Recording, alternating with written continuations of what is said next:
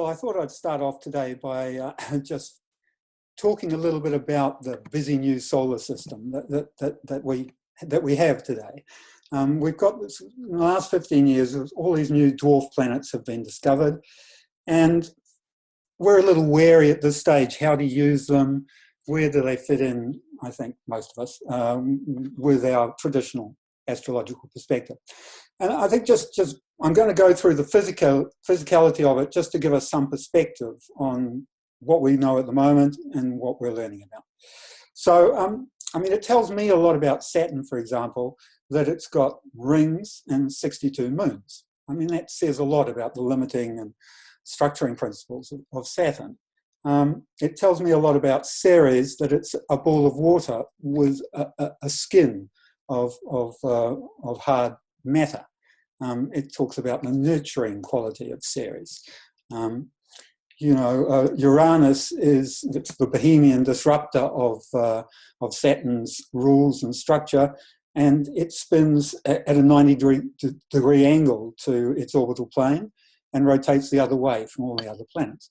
So it's instructive to look at the physicality in terms of the astrological meaning of the planets. Pluto, we can look at now. It's one of our new dwarf planets, but we know it quite well already.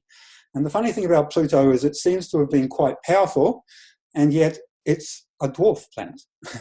And what we've discovered about Pluto is, in fact, it's a binary dwarf, that one of the moons of Pluto is almost the same size as Pluto, or very large anyway. And so both the moon and Pluto, the moon's called Charon, spin around a common centre, which is in between the two dwarf planets. So it's a binary dwarf planet, and it spins, it's the plane of its inclination of its orbit is at a different inclination to the whole rest of the rest of the solar system. So it cuts through on an angle.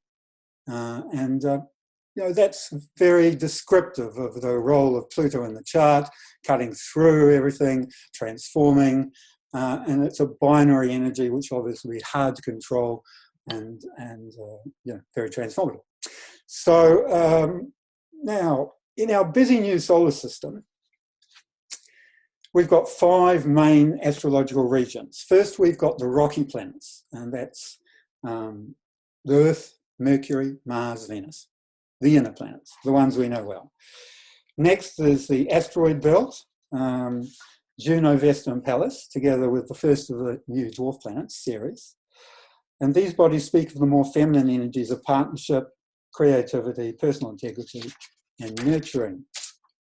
Then we have our 4 gas giants, Jupiter, Saturn, Uranus and Neptune. First 2 the more social of the personal planets, and the next 2 the more social of the spiritual planets. And as we go out, we're thinking the planets get more and more spiritual. Now, between Saturn and Pluto, there's a number of boundary crossing bodies called centaurs, and they mediate between the energies of the inner and the increasingly spiritual outer planets.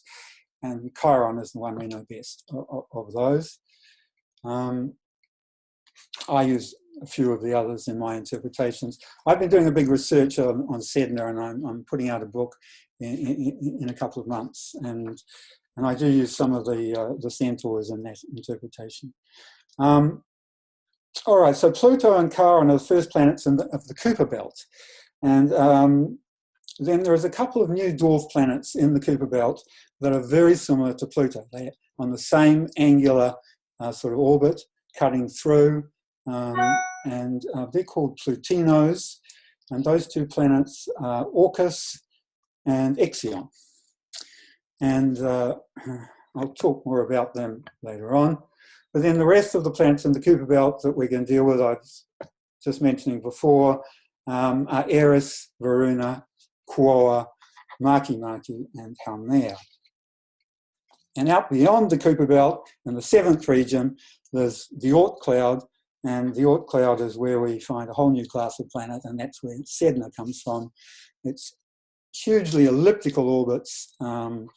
Sedna has an orbit of over 11,000 Earth years to get around the sun once. So it's a very long orbit once you get out into the Oort Cloud. and that's the 7th region. All right, so Sedna is the esoteric outer limits of our new solar system, and it's basically like Saturn was back in the day, when Saturn was the limit, the structure, as far as we could go. We just had to fit in with Saturn. There's nothing we could do, and now that's been changed, and there's a whole lot of breakthrough experiences that can happen to us right through to Sedna, which is the new limit. And Sedna actually combines, looking at the physicality of the planets, Sedna combines, I link it with Ceres because it's also a ball of water with a skin of matter. And I link it with Pholus, which is Chiron's brother, one of the centaurs, because Pholus is, both Pholus and Sedna have a reddish weathering, space weathering process that goes on where they turn red because of the ionization of the probably water particles on the surface, ice particles. And so Pholus deals with growth and with illumination. It joins Saturn and Neptune, so, you know, finding the right structure to fit with the inspiration, and so on. So Saturn is something to do with growth and illumination, something to do with nurturing. And I link it with Saturn because Saturn is, they both have the same day-to-day rotational spin, Sedna and Saturn. So they've both got the same day-to-day practical experience and so on. All right. I'm going into Sedna there a bit to give us that new outer limit, because I think the limit gives us a context for all the other dwarf planets. So it's just going to give us context to fit in those dwarf planets.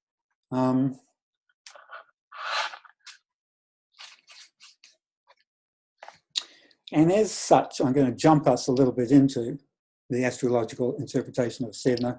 I'm going to come to my first set of questions in a moment. So if there's burning, if you're not understanding anything I'm saying at the moment, just hold on to it for a moment, and you'll get a moment to ask it very soon. But if we just try and understand Sedna, can I ask, was anyone here for my talk on Sedna a couple of months ago? Could you just unmute and say yes or no? Or yes, most of us would have been at that meeting. Wonderful. Okay, so I won't go into this a lot then. Just very quickly to recap in that case.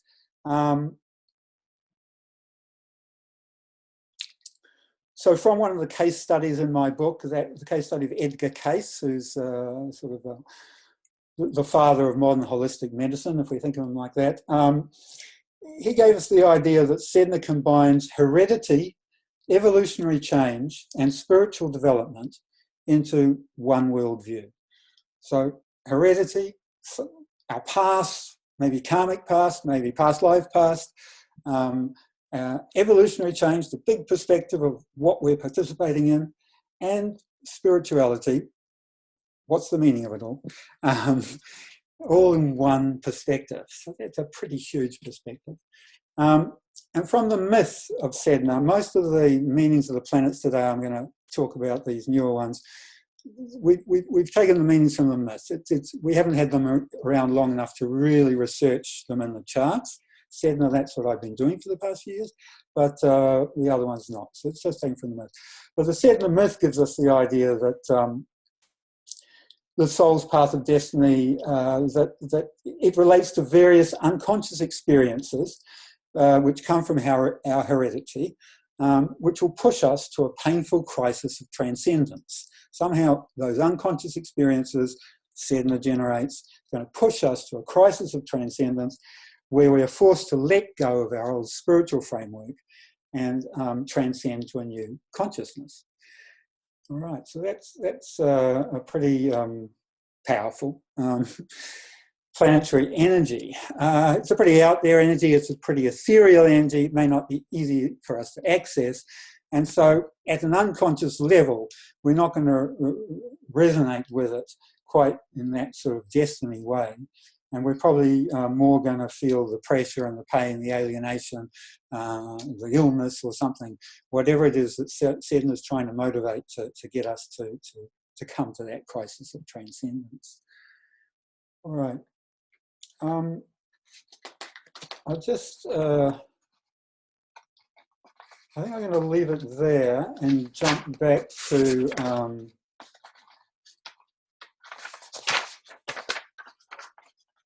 yeah. All right. So can I take any questions so far? And I'm then going to jump back to Ceres and take it from nearer the sun, closer to us, and work our way back out to Sedna. Anyone have anything they're not really making sense out of that I've said so far, or anything they'd like to just ask, or anything relates to their chart or anything at all? Yes, Alan, it all makes sense so far. I'm just wondering, the house where Sedna lies in one's chart, would that shed some light as to the hereditary past? What else did you say? The transformation, etc. Yes, exactly. The hereditary past, the evolutionary phase that we're in, the sort of, we're all evolutionary actors. That's the reality of it, on that level. And so we're all playing our part on the evolutionary level, as far as Sedna is concerned. So yes, what our house position does is it grounds that in our chart, in our lives. It grounds that energy for us, and that's where it expresses. I have it in the fourth house. I have Sedna in the fourth house of home, and Sedna is to do with these, transcendent changes and so on. And in my home life, there has been those sorts of transcendent changes. I've worked as a clown teacher a lot of my life, and I've lived in my studio. So my clown studio, where my students come and learn and transform and become changed human beings, release their clown, their inner clown, whatever it is. That happens in my home. So that's the only place I can do it. I can't do it in an office. I can't do it in something else. So that's an expression of my Sedna, my evolutionary drive, and it's happening in my fourth house. So yes, I have it in my analysis of Sedna and so on. In my book, I don't look at the signs at all. Sedna's hundreds of years in a sign, It's going fast at the moment. It's 30 or 40 years in a sign. But even that's, it's everyone has it in that sign. So the house is what you want to look at, definitely. Great, thanks for that. Well, my Sedna is in the 7th house, and that really makes a lot of sense to me. And Absolutely. yeah, thanks for that. That was very interesting. Good, yeah. Sedna in the 7th, obviously, relationships are going to be a big learning experience. That's where the karmic journey is the karmic part of destiny, going through relationships. Yes. Absolutely. And we can see this in you organising these meetings. I mean, it's happening right here in front of us. Yeah, exactly. Any other questions at this point that we might have at this point on any of that's got to this point? Going once, going twice, going 3 times. I'm jumping into Ceres because, and I'm going to just talk about Ceres and Pluto briefly. I mean, we may well know about Ceres, or definitely we'll know about Pluto, I imagine. We may not know about Ceres. It's been around in our subconscious, I don't know, 40 years or something we've been working with it maybe. It's been an asteroid, and so it's just been a fragment of rock in between 2 planets. But now it's been upgraded, and so it's the same size. It clears its path like the other planets. It's definitely a planet. And according to the myth and so on, it's the planet of abundance and famine. Wherever Ceres appears in our charts, she shows how best we feel nurtured. And this is also where we can easily provide love and comfort and nurture to others. It shows how well we go with the flow. That's the universal flow. The give and take that we are the centre of, that we have to be part of to make our lives work. It's also to do with spiritual starvation or that sense of meaning in our lives. Do we have a sense of spiritual meaning in our lives? And if we don't, it may feel very empty. And if we do, it feels very harmonious and peaceful and so on. And Ceres talks about both those situations. And it may be that we have one and lose it, and we have the other and find the other. Whatever it is, there is often a change that goes on with Ceres. So in mythology, she was the goddess of plenty and the bearer of fruits and grain and so on. But then she lost her daughter, and she roamed the world, ignoring the crops and causing devastation in her grief. So it talks of both things. It talks of winning and losing, and of the grief of losing, and of being able to handle that and nurture the new beginning, the new cycle. We can associate it with loss and compromise and rage and so on, as it's negatively aspected and so on. Now we can think of Ceres as being the higher octave of the moon. So I'm trying to bring us right back to our personal, close, understanding of ourselves, so we can reach out to this more spiritual, esoteric thing and make sense of it in the outer planets. And so if we think of the moon as being how we mediate between our inner needs and the immediate environment around us, it's a very important sort of mediating principle that keeps us sort of safe and peaceful in the ideal. And so Ceres, we can think of Ceres as being the higher octave of the moon. So the higher octave is the more spiritual representation of a more basic energy. So that moon energy is the most basic we can have. And on a more spiritual level, Ceres expresses that same thing, that search for a sense of peace and comfort and nurturing, a sense of plenty and what we need and so on. And express our rage and express ourselves when it's not working, when we need it to change, and so on. So, and we can think of Sedna, just jumping straight back out there to that outer limit again, as being the higher octave of Ceres. So where that sort of sense of peace and the sense of nurturing ourselves on the planet that we have with Ceres, with Sedna, it's taken to the next level of sort of the transpersonal and evolutionary level, where we have a sense of peace and nurturing ourselves on the evolutionary level. So not just our lives, but our children's lives, what will come after us for the future. What are we doing to move the spiritual being that is, what the oneness of humanity forward? And so we can think of Sedna in that way. So I just give us that pointer there and move us straight on to Pluto before we do any more talking, because we probably pretty much know Pluto. And I just need for us to think about it as a dwarf planet. And it's a dwarf planet. And so it's awakening us to the spirituality in our lives in a way that a dwarf planet does. And that's why we haven't really understood Pluto, and we've thought about it as being, the Dark Lord and da-da-da. And really it's not. It's just a transformative spiritual energy that works sort of to cross all the normal energies and make us see difference to change. I mean, we all have to change to grow, and we must grow to stay alive. That's the way it works. And so it's an essential part of staying alive. It's no Dark Lord or anything like that. And if we look at Pluto like that, we've tended to look at Pluto as death and rebirth. And I would suggest that that's possibly everyone sort of around my age, and I'm in my early 60s, who has sort of put this idea out there, that it's death and rebirth, because around when I was born, Pluto and Haumea were conjunct. So I have it conjunct. So all through my life, I thought, yes, obvious, Pluto, death and rebirth, obvious. Why are people so scared of it? It's obvious, it's easy, not a big problem. But the reality is, I think that Haumea is the rebirth. And those of us that had them conjunct are lucky. But without the Haumea conjunct Pluto, Pluto can be quite brutal. I mean, it can be quite brutal. There's change. There is not necessarily rebirth, I don't believe, with Pluto. There's change. And the rebirth is dependent on the other planets that we're going to talk about now, the other dwarf planets. But Pluto has been awakening us to that through the change that it has been awakening us to.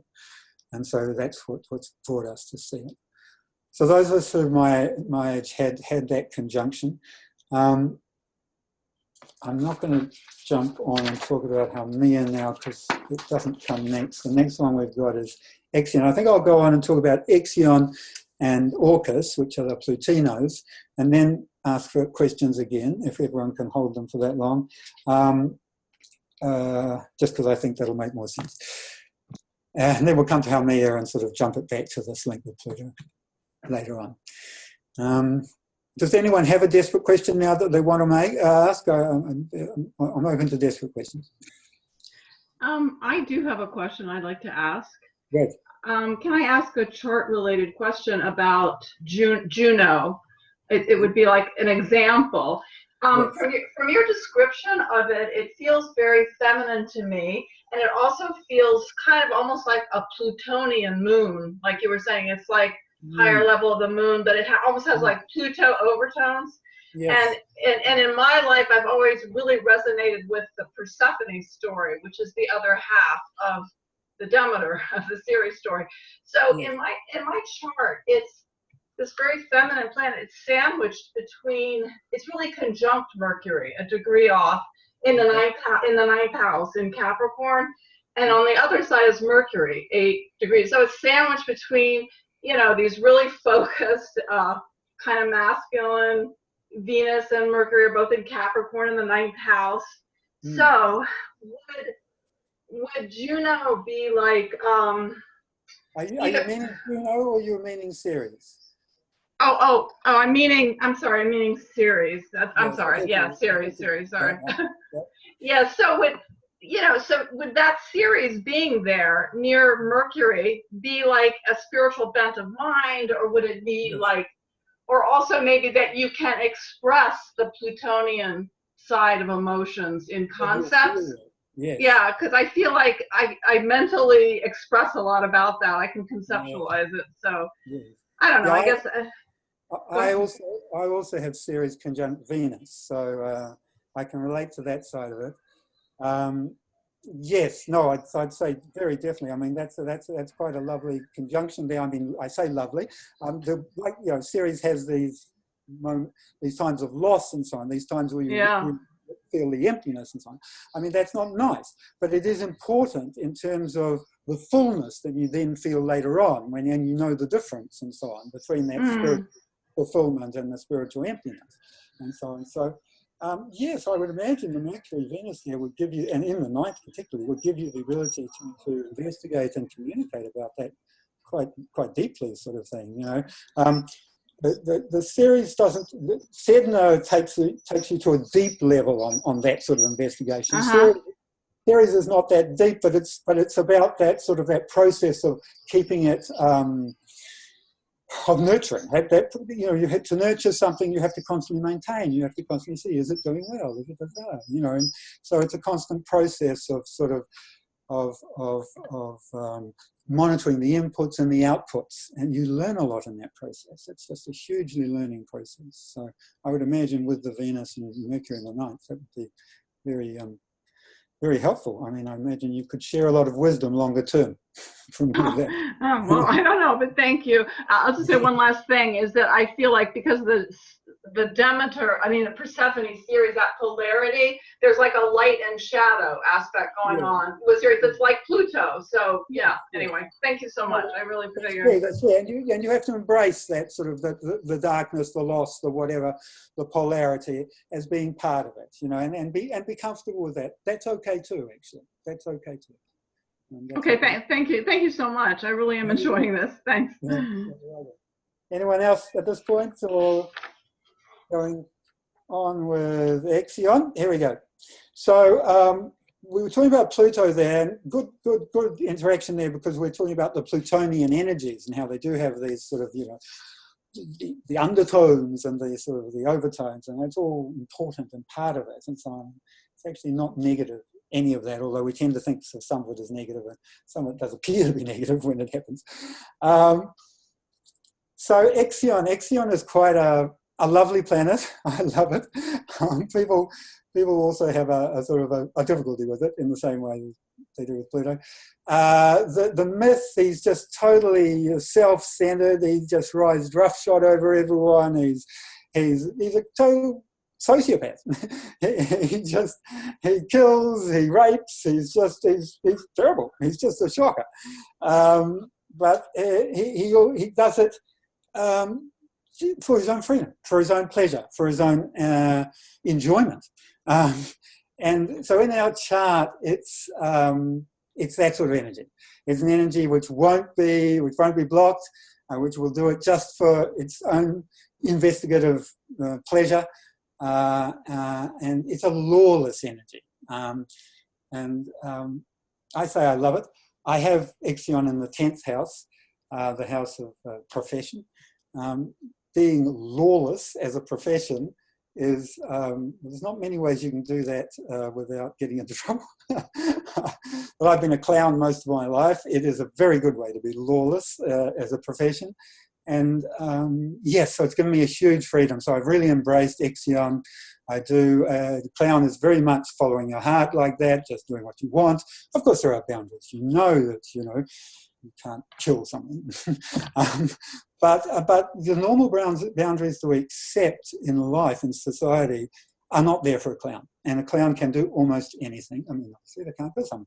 But, you can walk into a shop, you can ask the shopkeeper, can you have something? And you can probably get it for free. It's just the way, the clown doesn't necessarily need to, if he doesn't believe the rule, it's not necessarily real for him. And the same with Ixion. Now, that's a great energy to have in the chart, so long as it's obviously not conflicted, and if you're using it in a conscious way. So it's about being without regrets, about rediscovering something simpler, about strength through joy, about a lust for life and charisma, an inventiveness and an ingenuity. So it's clearly a wonderful energy. But negatively, obviously, creating trouble, creating change, breaking eggs in order to make an omelette. Every rebirth involves a death. It's the reality. Every new beginning involves the destruction of the old. It's the reality. That's how transformation works.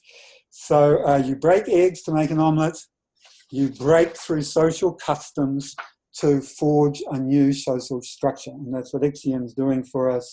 He's the bad boy in society, but he's helping us break through patterns which are no longer appropriate for us. All right, and he's got a brother, Orcus. And Orcus is the father of in mythology, he was the father of the centaurs, of Quaoar and Eris and so on. And he wasn't a particularly nice person, Orcus. And it's said to relate to the principle of sort of, we're dealing with a Plutonian energy, the energy of delving down, of diving down into the depths, discovering something, and then of coming up and speaking out, of speaking our truth, of saying what we found. And what that means is again, it's an energy that often we're not comfortable with, because we don't like to go down there frequently and find all those things. And when we do, or when other people do, we don't like to hear them say it. Why would they say it? I mean, that's just disrupting my calm reality.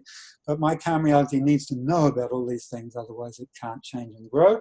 And so that's the purpose of Orcus. It's to do with intellectual independence, challenging established thought, and there can often be a resulting sense of intellectual persecution and so on, because we're challenging. So positively, it understands the karmic wheel and gives and uses second chances, but negatively, it's lustful, inconsiderate, and inclined to repeat errors, and learns nothing from experience. So just to distinguish it from Pluto, although it's Pluto-like and it expresses a quiet profundity, it's almost unnoticed because it serves us to find a purpose in life. I mean, we're looking to find a purpose. That's what Orcus is trying to make us do. Why are we doing all these things that we're doing? What's the point of it all for us? You know, for me, why am I doing this? And where Pluto dramatically forces us into the underworld to confront all of this, this stuff that we don't really want to see, Orcus impels an authentic, emotionally detached, observant pursuit of how we can embody our soul purpose. So it's really asking us to be authentic and more conscious of this process. Once we've found that, it gives us a force, a sort of a truth to live by, which is actually very strengthening and heartening. So it is a wonderful energy once we get there. I'm going to throw us open for questions now, just before we get to the rest of the dwarf planets that lead us to Sedna. Does anyone have anything that they're wanting to ask about Orcus or Ixion? Anything in their charts, in your charts? Sorry, I'm talking in the third person. In your charts, health positions or something can often be interesting. Yes. How would one go about finding where these dwarf planets lie in one's chart? Okay. So what I do, I mean, we probably have astrology programs and so on. A lot of them may have some of these in them, but most of them don't have all of them. Well, what about astro.com? Yes, I use astrogents.com. Is that the one we were talking about? Yes. It's I think a German site originally, yeah. ASTO. Yes, DIENT or something, .com. That's right. And it's very good. It's the one I've been using for my research. And what you can do there is you can go and you sign up and you get your own profile sort of thing, so that you can change the charts that you're using to be the way you want. And then you just you go through their, I think they call it their asteroids or something. They don't call it the dwarf planets, but they call it some sort of asteroid list, I think. And you can choose which of the asteroids you want included. And there you can find each of these planets that I'm working with today. And basically the ones I'm working with are the ones that have been classified dwarf planets. I figured, okay, if they've been classified dwarf planets, they're dwarf planets.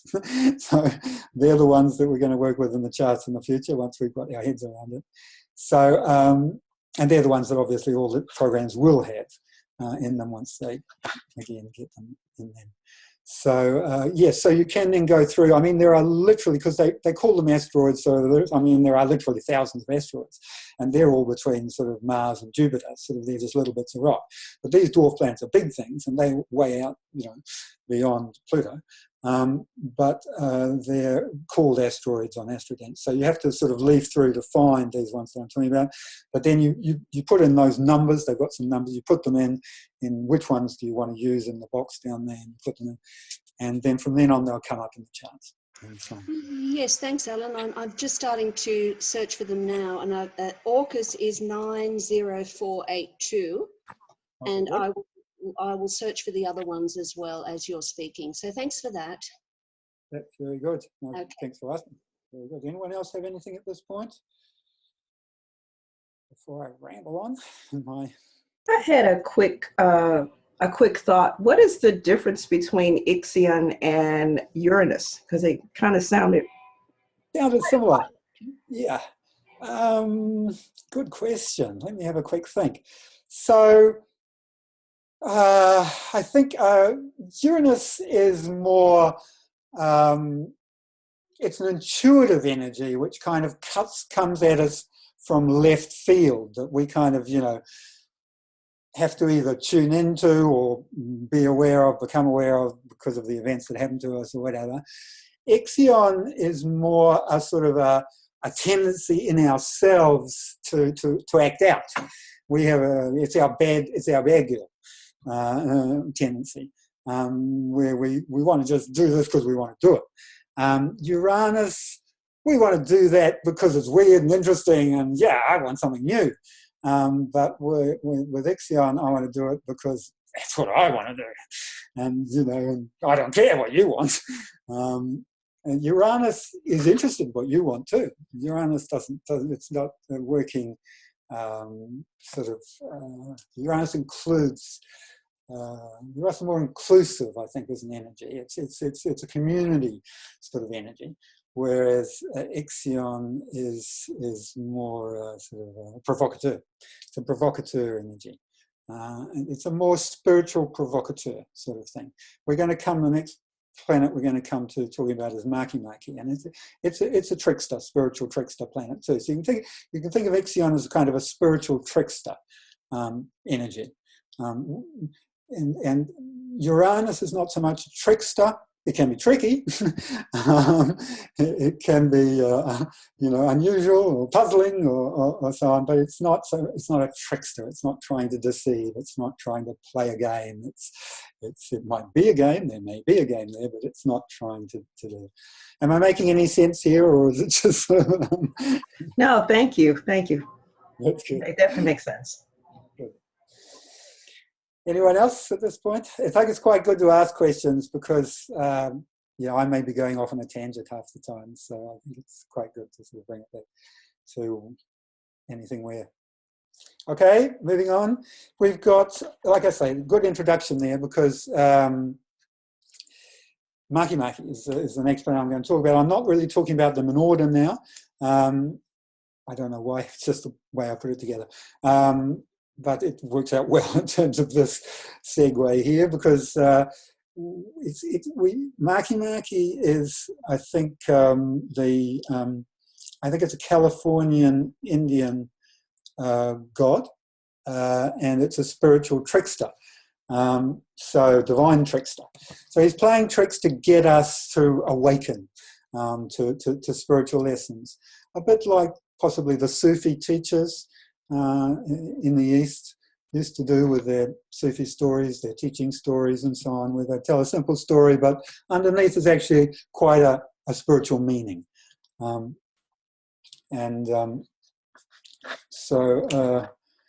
Yes, and Makemake is about having a narrow focus, and in that focus being able to develop an extreme talent.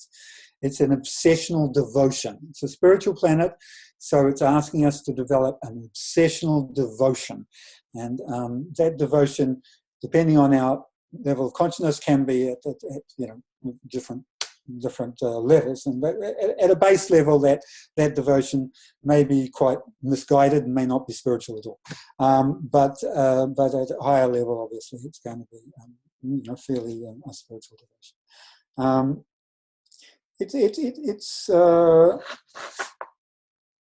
It's courageous, and it gives us the energy and the willingness to confront the peril required for the discovery of spiritual evolution, for spiritual evolution. I mean, there's peril in spiritual evolution. It's a bit scary to grow spiritually. I mean, it means stepping into the unknown and leaving our known sort of pain and suffering that gives us, meaning and lets us know who we are, sort of thing. But Makemake gives us the courage to sort of take that step and go, look, I'm going to take a new step here, and I'm going to try fasting for 2 weeks. Or I'm going to try, whatever it is. But on the more negative side, it can give us a sort of more reckless energy where, I'm going to try, sort of, driving with flat tires. Let's see how it goes. Or self-serving and so on, verbally manipulative, trying to manipulate other people and so on. So again, depending on our level of consciousness, it's going to manifest a bit differently. All right, the next one I'm going to talk about is Haumea. And Haumea, as we've already mentioned briefly. Now, Haumea is it's a Hawaiian, Polynesian creation god from Hawaii. And so the Hawaiian creation gods are all to do with the volcanoes. So creation is all to do with the molten rock coming out of the earth and forming a mountain and solidifying and sort of hardening, being an island, and creating an island, and creating the world. And so creation is kind of a violent process, but it's a rebirth, a process of giving form out of chaos to something new. And that's what Haumea is all about. And it's about searching for spiritual answers, for mystical awareness. I mean, it's a spiritual planet, and so it's giving form, it's giving spiritual form out of chaos, the chaos of existence. You know, it's an earnest energy, it's vivid and alive with spirit. It's an alive, spiritually alive energy. And so it's the energy that really, once Makemake has given us the courage to go there, it's Haumea that gives us the energy to live there and sort of do it, whatever it is. Because basically, by the time we get to Sedna, we're going to realise that probably we're going to have to keep our heart open in hell, which is a lot what the spiritual path of Sedna is to do with, to grow. Because unfortunately, the world is very hellish at the moment, but we must still keep our heart open to grow and to help others. And and Haumea is what gives us that energy, that spiritual sort of life, to live in that moment, every moment, and enjoy it. It's a profound idealism that it goes along with. So again, a wonderful energy to embrace, and I do recommend Haumea to you. A wonderful new dwarf planet energy that we have available to us. I'm going to talk about all these together and why they're here now in a moment. I just want to quickly run on, because I think it's probably going a bit long, and I just want to sort of give us a sort of all of the stepping stones of these new ones, so that we can sort of just have something to grasp onto, some sort of meaning of what they are. So I'm going to come to Varuna now. Now, Varuna is a very lovely one, very interesting. And Varuna is quite literally behind everything. Now, that's a funny thing to say, but if you think of something that's behind everything, and you think of all the deities that the planets and the asteroids have had named after them, so Varuna's energy is the closest to what we normally think of in the West as God. So what we normally think of as God, something that's behind everything, is kind of Varuna as far as the mythological energy goes. So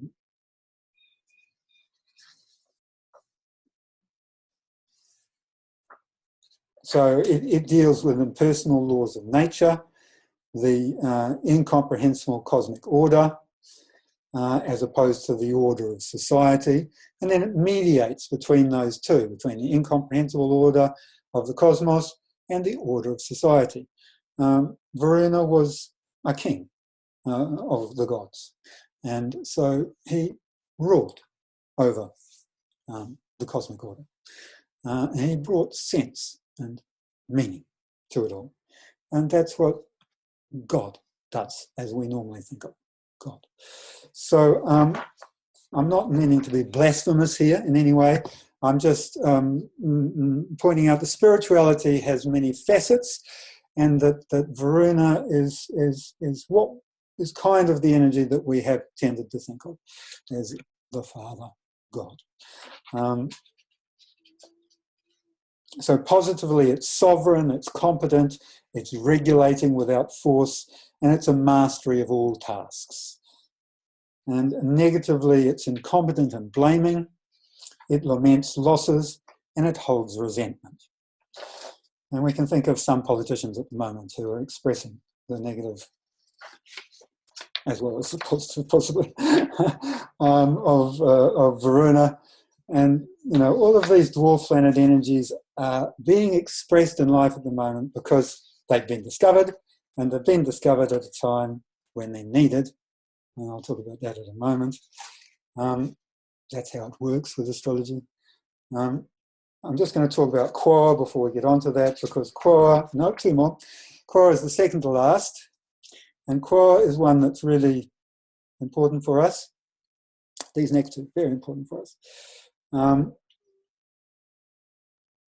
Because Quaoar is that glorious metaphysical point wherein the all creates chaos for the purpose of shaping it into material form.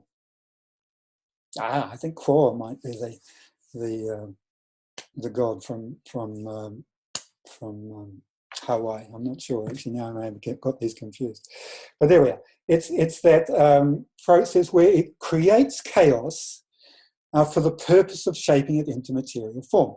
Something's destroyed, it becomes chaotic, and then something new is formed. This is a natural process. We need chaos.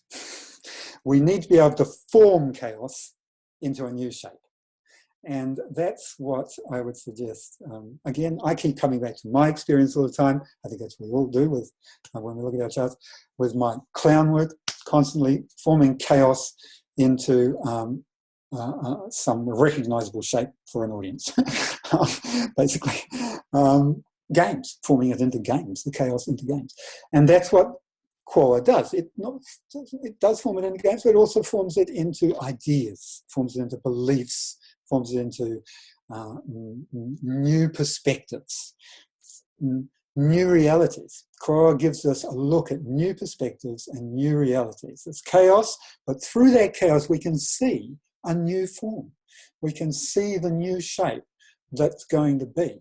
And we need to see that new shape so we can work towards it. It helps us to be able to see it. So Quaoar supports a harmonious revolution to help us release and surrender to the natural order of the creative forces that govern life and death. That process is inevitable. Once you get into those creative forces, we can't do anything about it anyway. Once you get to Sedna and a couple of planets later, there's no choice, totally no choice at all. It's just, Quaoar is that harmonious revolution that lets us surrender to the natural order. All right. And then I'm going to jump us through to Eris and then take us to questions. So Eris is the last one I'm going to come to. And Eris, another lovely one, the goddess of discord. Oh my gosh, the goddess of discord. Now, is that going to be good? We've got all these new ones. There's that Ixion, he's terrible. Now we've got the goddess of discord. She threw sort of temptation into sort of stable relationships to create jealousy and so on, because she wanted to sort of take over the relationship and so on. So she was really a player.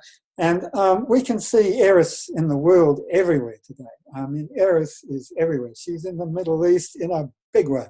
She is everywhere. She is in America in a big way at the moment. She is just every day there.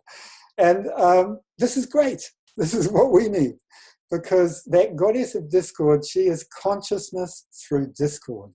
When we think we know the way the world is, we've got no way of seeing around that to actually see how the world really is, or how the world can change into something new. And it's having to change hugely at the moment, because we are going through a very big evolution, and we need to be able to see those change.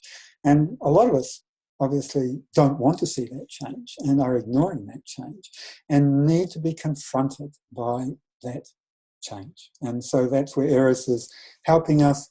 And so although we may not like Al-Qaeda and Osama bin Laden, I actually use Osama bin Laden as a case study in my book, along with Bhagwan Sri Rajneesh and several others as consciousness case studies. For Helen Keller is another one, just because we need these sort of anti-evolutionary figures. We need their provocation to see what's working and what's not working, and that's all part of the evolutionary growth that we're in now. So Eris is a very important planet in that one. Okay, I'm coming very close to the end of my timing here. So I'm showing us, and that brings, of course, out to Sedna, which is the evolutionary sort of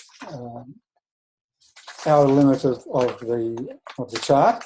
And what I want to just suggest very quickly before I come to the questions is that what the dwarf planets are giving us is 7 new gates of awareness to help us on our way to this new spiritual. Sedna is spiritual destiny. Right? That's the interpretation in its highest form. It's alienation and it's a victimization and it's illness and so on in its base form. But once we get on the spiritual path and we work of it and so on, it's spiritual destiny.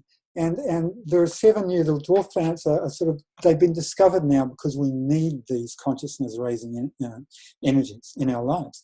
Desperately need them. And they've all been discovered. Never have we discovered so many planets in the one time. It's totally unprecedented. And we're going through a huge consciousness change in these years.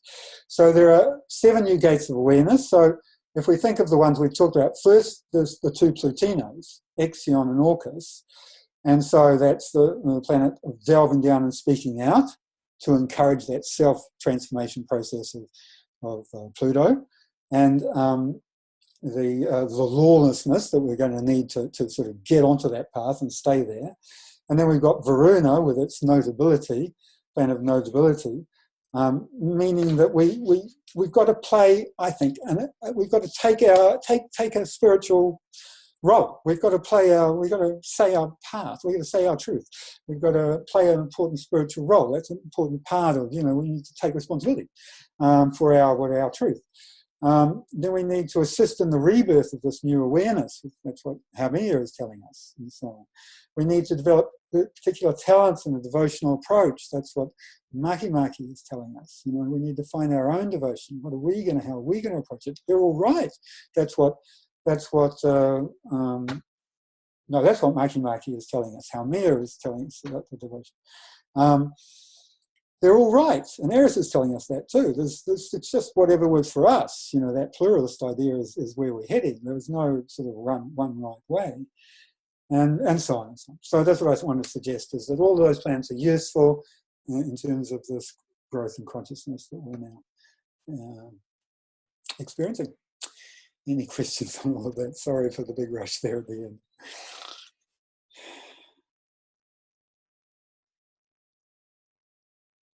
Okay, well, there's no rush. It is an open-ended meeting, so let's see if anyone has any questions. Yeah, no, it's fine. Just give us a moment to formulate a question. So Ixion, I won't say where mine is because I know where it is, but I don't want to say anything just yet. What if that one is conjunct another person, like your partner, conjunct your partner's planet? Yes. What would happen? What would happen there in the relationship? Well, obviously, your partner would experience that lawless side of you, and that partner would sort of kind of trigger whatever that energy, whatever that planet is that your partner is. What's your partner's planet? Can I ask that? That's conjunctive? Oh, no, I don't really want to say. No, that's cool. Yes. So, yes, I mean, that might trigger that sort of, when I say lawless, it's kind of, it's an irreverent energy. It's kind of a sort of, well, if you say that, I think I'll do it this way. So, and that could be stimulating in a relationship, or it could be sort of grating in a relationship.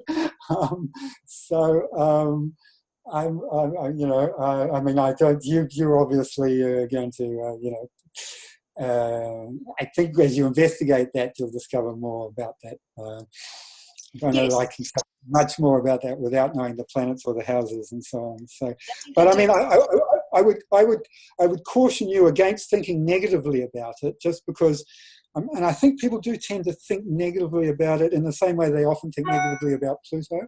But I don't find Ixion negative. I don't experience it that way. I've always found it a freeing energy and an affirming energy. And but I would suggest maybe talk with your partner about how he or she experiences that. So, in you, that energy in you, because they might have an interesting perspective on it too. Yes, thanks for that. Now I know exactly what you're saying, and I can relate to this energy in myself, and I don't see any of these as negative. I don't, I think that negativity is part of that old paradigm where everything was good or bad, and Yes. it's just so limiting, isn't it? Oh, yes. Absolutely. Would you like to comment on that? Yes, I would. I think, and particularly in my sort of research on Sedna, and I think it's probably true for all of these sort of new dwarf planets. I haven't researched anything except Sedna. I only know these new ones through my research on Sedna, basically, and the aspects with Sedna. But all of the sort of the outer planets, I think, do manifest on the sort of the unconscious, the sort of the spiritual. They manifest differently. If we're unconscious of the spiritual energy, if we're on a spiritual path, or if we're sort of spiritually evolved, if we've developed our spiritual consciousness. And so I think that's a lot of the old interpretations about good and bad and so on with the planets are to do with just that basic unconscious level. It wasn't thought that anyone could become spiritual. It's only certain people that could become spiritual. That's what everyone thought. But now we're all becoming spiritual. There's no one that can't become spiritual. I mean, that's just the nonsense. And so, that's we're all part of that process, and those energies are available to all of us. And they are available to, and so everyone is expressing some spiritual aspects to it. And so that good and bad was just the beginnings of thinking of how that, but we can just think spiritual, just think positive. So, the more you think about those negative things, the more you affirm them with any of these planets. And it's really releasing, letting go with all that old stuff, so that you can reach any spiritual sort of meaning, peace. That's how I relate to that old sort of judgmental approach to any of this. It doesn't help. It's not helpful with me. Any other thoughts or questions? I think we've just hit time, have we? Thanks, Alan. Wanda's got a question. Yes, good. I have Eris pretty close to my sun. I think it's like 36 minutes conjunct my sun. Yeah. Where is your sun? What house? What house? 8th house. 8th house. Oh, Yeah, awesome. and I also have Ceres conjunct Sedna, well, also in the 8th house. Awesome. I mean, not necessarily. It might be. I'm not saying. I mean, there might be. How's your health? Can I ask? Actually, pretty good. I think for my I think that'll probably be quite a good placement. Both Sedna and Ceres are very health sensitive planets. I have them in conjunct. I have the two planets in conjunct. And I go through whole periods of health and ill health. But in the 8th house, I could imagine you'd be quite aware of the energies. And so that would be quite helpful in terms of keeping yourself healthy and so on. But yes, I know Ceres conjunct Sedna, lovely. In terms of those, I was talking about being the higher octave, it should enable you to access that Sedna energy easier than most people. Yes, I'm coming up with those numbers. Yeah, that's very good. And what else were we talking about? And so you then have Eris conjunct your sun. So the Sedna Ceres is not conjunct the Eris sun. They're far apart, but they're both in the 8th, or? Yes, yeah. They're no, Ceres and Sedna are in the latter part of Aries, and of course, Eris and Sun is much further away. And they're all 4 in the 8th house? Or? Yes, all of them are in the 8th. Yeah. Now, well, that sounds like so Eris conjunct the sun. I mean, you will be. You're on a. I would imagine you're on a kind of a mission. I mean, I don't know if you may know what that mission is or not, but I suspect you're on a kind of a spiritual mission with that conjunction. I mean, Sedna conjunction Sun is a spiritual mission, but Eris, I think, is kind of, I mean, Eris has that same sort of evolutionary perspective, and so you may well have been working on this thing, whatever it is, the spiritual thing, for some lifetimes, I would think, with that conjunction. And there will be some truths that you will be discovering probably in this life, particularly with 8th house placement. And you will be telling people, maybe, I don't know, depending on the aspects to those planets and so on, depending on how you tell people, they might take that easily or not. I'm not sure, because they will be truths, probably. And so that's not easy necessarily for people to take frequently, because they hide from those sorts of things. I don't know. Does that make any sense, or is that not relating at all? Yes, it does, because I think it also reflects. I also have Uranus conjunct Pluto very tightly. I'm of that generation, and it's in the first house. So yeah, right. you definitely. Yes. No, you're a transformative figure, so you're the. Yeah, some people don't like it sometimes, but hey. That's what that's the karmic lesson they need. So that's why it's happening. Yeah. No, beautiful. That's beautiful placements. Beautiful. Okay, any final questions? Okie dokie, so we'll wind down here. Alan, thank you so much. I found this meeting incredibly interesting. I love this. Absolutely love it. So thank you from all of us, and looking forward to seeing you next time. Lovely. Thanks, Linda. Thanks, everyone. Thank you. Thank you. Thank you. Very interesting. Thank you.